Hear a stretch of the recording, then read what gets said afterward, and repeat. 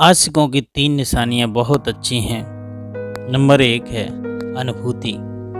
अनुभूति मतलब अगर प्यार है, सच्चा मोहब्बत है, तो अनुभूति उसे सर्व संबंध की होगी कि हमारा जो आशिक है, प्रेमी है, वो माँ भी है, बाप भी है और कहना चाहिए पिता का भी रोल है उसमें।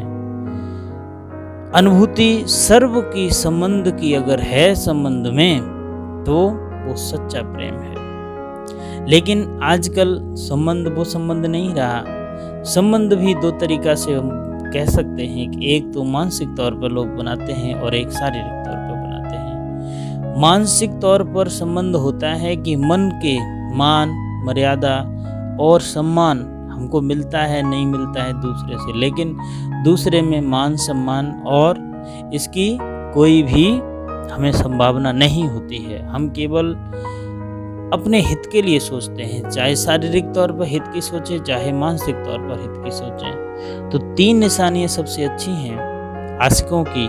नंबर 1 है अनुभूति।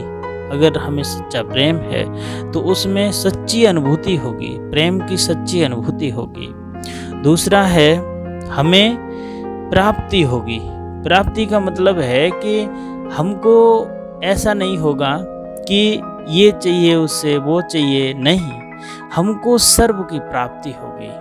चाहे वो मान की प्राप्ति हो, चाहे वो धन दौलत या फिर उसकी प्राप्ति हो, उससे हमें कहना चाहिए कि एक मांगने की तमन्ना नहीं रहेगी, वो स्वयं मिलेगा। अगर वाकई हमें आशिक है, सच्चा मोहब्बत है, सच्चा प्रेमी है तो। तीसरा है तृप्ति। अगर संबंध सच्चा है तो हमें तृप्ति दोनों तरह से होती है। मानसिक तौर पर भी वो हमारा मान सम्मान और सब जगह जैसा होना चाहिए वैसा ही होगा, और एक होता है शारीरिक तौर पर भी हमें तृप्ति होगी। तो हमें आशिक की 3 निशानियाँ सबसे बहुत अच्छी लगती हैं कि नंबर 1 अनुभूति, दूसरी तृप्ति और तीसरी है प्राप्ति। यहाँ पर देखने की बातें हैं कि शारीरिक संबंध से मानसिक तौर पर कहें कि अगर हमारा, जैसे हम कहें, भोजन हमें दिया किसी प्रेमी ने, तो हम अगर तृप्त होने वाले होंगे तो हम उसे खा करके तृप्त हो जाएंगे।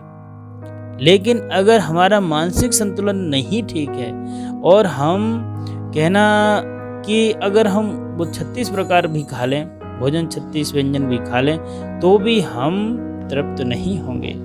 लेकिन अगर प्रेम से कोई एक निवाला भी दे दे तो हम तृप्त हो जाएंगे उसी एक निवाले से। हमें 36 की जरूरत नहीं है, प्रेम से। और प्रेम नहीं तो वहाँ पर 36 प्रकार के व्यंजन भी खराब है, उनका कोई मतलब नहीं है। प्रेमी में नाज नखरे भी होते हैं।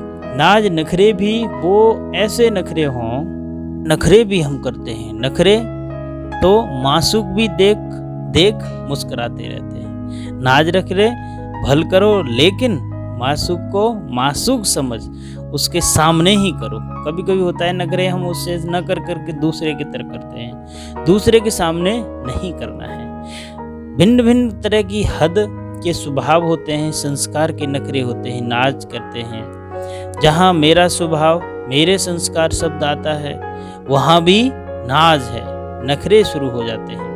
बाप का स्वभाव सो मेरा स्वभाव, मेरा स्वभाव बाप का स्वभाव। हम सर्व संबंधों की बात कर रहे हैं यहाँ पर। तो नखरे भल करो, लेकिन नखरे उसी से होने चाहिए, उसी के साथ होने चाहिए, दूसरे से नहीं हो गए। दूसरे से नखरे हैं तो फिर कोई मतलब नहीं बनता। वो प्रेम नहीं, वो आशिकी नहीं, वो कुछ और है, वो दिमागी कसरत है बस। इसके सिवा ज़्यादा और कुछ भी नहीं।